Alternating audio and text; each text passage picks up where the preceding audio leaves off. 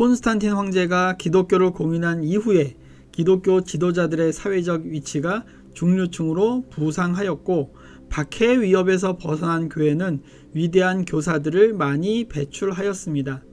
따라서 이 시대에 위대한 신학 논문들이나 위대한 영성에 관한 글들과 최초의 교회사가 저술되었습니다. 알렉산드리아의 아타나시우스는 제1차 공의회로 알려진 니케아 회의의 결정들을 열렬히 지지하였고 수호하기 위해 노력했습니다.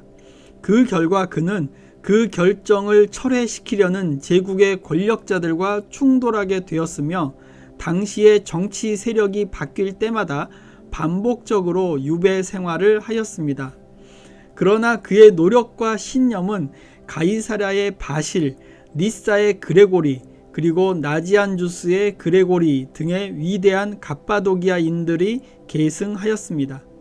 니케아 회의 이후에 두 번째 공의회인 콘스탄티노플 회의가 삼위일체론을 확실하게 인정할 때까지 갑바도기아 신학자들은 함께 일하면서 아타나시우스의 삼위일체론을 계속 다듬었습니다. 암브로스는 정부의 고위 관리였다가 밀라노의 감독으로 선출된 사람입니다. 그는 처음에는 아리우스주의를 지지하는 황후 저스티나와 그리고 나중에는 황제 테오도시우스의 잔인성을 비판하면서 계속 충돌하였습니다. 테오도시우스 황제가 반란 지역의 주민들을 잔인하게 학살했을 때 암브로스는 황제가 공개적으로 회개하기 전까지 교회에 출입하지 못하게 막았다고 합니다. 결국 황제는 공개적으로 회개를 하였고, 이후 사형이 선고된 사람일지라도 회개할 수 있는 시간을 주기 위해 30일 동안 집행을 유예하라고 명령했다고 합니다. 암브로스의 설교는 어거스틴의 회개에 도움이 되었다고 합니다. 존 크리소스톰은 전 시대를 통틀어 가장 유명한 설교가 중에 한 사람으로 황금의 입을 가진 자라는 별명을 갖고 있습니다. 그는 안디옥 출신으로 콘스탄티노플의 총대 주교가 되었는데, 콘스탄티노플에서 권력자들이 저지르는 불의한 행동들에 저항했고 그 결과 유배지에서 죽었다고 합니다. 팔레스틴에서 수도사로 지낸 제롬은 고전 문화에 매우 조예가 깊었습니다. 그의 주요한 공적은 성서를 당시의 라틴어로 번역한 것이었습니다. 불가타 역으로 알려진 번역본은 중세 동안 서유럽 라틴계 사람들의 성서가 되었습니다. 아프리카 히포의 어거스틴은 북아프리카에서 태어나서 어린 시절을 보냈습니다. 그의 어머니 모니카는 어거스틴을 기독교인으로 만들기 위해 대단한 노력을 기울였습니다. 그러나 어거스틴은 마니교의 추종자가 되어 마니교의 교리를 공부하였으며 나중에는 신플라톤주의자가 되었습니다. 그러나 그는 마침내 회개하고 밀라노에서 암브로스에게 세례를 받았습니다. 그는 수도사처럼 살기 위해서 아프리카로 돌아갔으나 얼마 지나지 않아 히포의 감독이 되었습니다. 감독으로서 어거스틴은 마니교, 도나투스주의 그리고 펠라기안주의를 비판하는 글을 썼습니다. 그는 인간의 의지로 구원을 얻는다는 점을 강조하는 펠라기안주의를 비판하면서 은총론과 예정론을 발전시켰습니다. 그리고 도나투스주의를 비판하면서 자신의 교회론과 정당한 전쟁론을 발전시켰습니다. 이교도들이 로마가 고트족에게 망한 이유에 대해서 로마가 고대 신들을 버리고 기독교로 개종했기 때문이라고 주장했을 때 어거스틴은 그의 저서 신의 도성에서 그러한 주장을 반박하였습니다. 그리고 고백록에서 어떻게 하나님이 자신을 인도하여 기독교인이 되게 하였는지를 설명하였습니다. 이 고백록은 기독교 문학 작품 중에서 가장 많이 읽히며 오늘날까지 가장 영향력 있는 책으로 사랑받고 있습니다. 어거스틴이 사망한 430년에 반달족이 히포를 애워쌌는데 이것은 고대 문명이 산산조각나고 새로운 시대가 시작되고 있는 조짐이었습니다. 이 시기에 격렬한 신학 논쟁이 나타났습니다. 교회는 아리우스주의와 삼위일체 교리에 관한 논쟁을 해야 했습니다. 이전에 도나투스주의와 펠라기안 중심의 논쟁이 있었지만 그것은 일부 지역에 국한되었습니다. 그러나 아리우스주의를 중심으로 한 논쟁은 광범위하고 전 교회적인 논쟁이 되었습니다. 아리우스는 알렉산드리아의 장로였습니다. 그는 예수 안에 현현한 말씀은 비록 창조 이전에 이미 존재하였지만 하나님은 아니며 단지 모든 피조물 중에 처음에 불과하다고 주장했습니다. 그에 의하면 유일한 아버지는 영원한 반면 아들과 말씀은 영원하지 않다는 것이었습니다. 아리우스와 그의 추종자들은 이런 논리를 주장하면서 하나님의 불멸성과 기독교인의 유일신 사상을 보존하려고 하였습니다.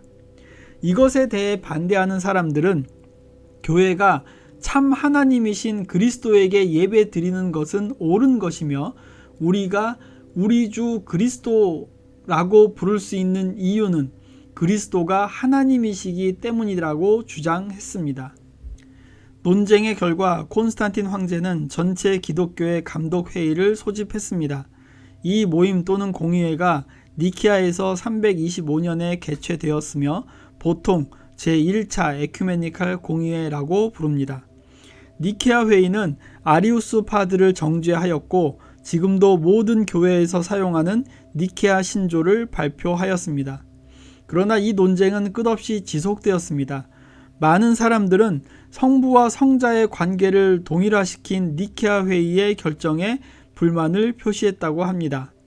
사실 초반에 이것에 대해서 감독들은 이해조차 못하고 있었다는 둥, 자기가 주장하는 것이 뭔지 스스로도 헷갈려 했다는 둥, 자기들은 이해하지만 이걸 일반 교인들에게 설명하는데 한계가 있다는 등의 기록이 전해집니다. 그런데 그들은 분명하게 예수는 피조물이다, 이것에 격렬하게 저항한 것입니다. 교회의 존재 이유는 예수 그리스도를 고백하는 것이고 그것은 예수를 통해서 인간이 구원받는다는 것을 전제로 하기 때문에 예수가 신이 아니라 일개의 피조물에 불과하다는 것은 받아들이기 어려웠기 때문입니다. 니케아 회의 이후의 논쟁은 더욱 치열하게 전개되었습니다. 게다가 이후 정치 권력의 변화는 이 논쟁을 더욱 치열하게 만들었습니다. 황제가 어떤 신앙을 갖고 있느냐에 따라서 니케아 신앙을 지지하는 감독들이 유배를 떠나기도 했고 아리우스주의를 지지하는 감독들이 유배를 떠나기도 했습니다. 바로 이러한 상황 속에서 아타나시우스와 가파도기아 신학자들은 아리우스주의를 반박하면서 니케아 신앙을 지키고 점차 일반 교회 교인들이 니케아 신앙을 고백하는 데 도움을 주었습니다. 결국 381년 콘스탄티노플에서 열린 제2차 에큐메니칼 공의회에서 교회는 아리우스주의를 다시 한번 확실하게 정죄하고 니케아 신앙인 삼위일체론을 인정했습니다. 그런데 그때까지 아리우스주의는 이미 주변 야만인들에게 침투해 있었는데 나중에 이 야만인들이 소로마 제국을 침입하였을 때 아리우스주의는 다시 한번 교회의 안정을 위협하는 중요한 문제거리가 되기도 하였습니다. 이 시대는 야만인들의 침략으로 끝이 났습니다.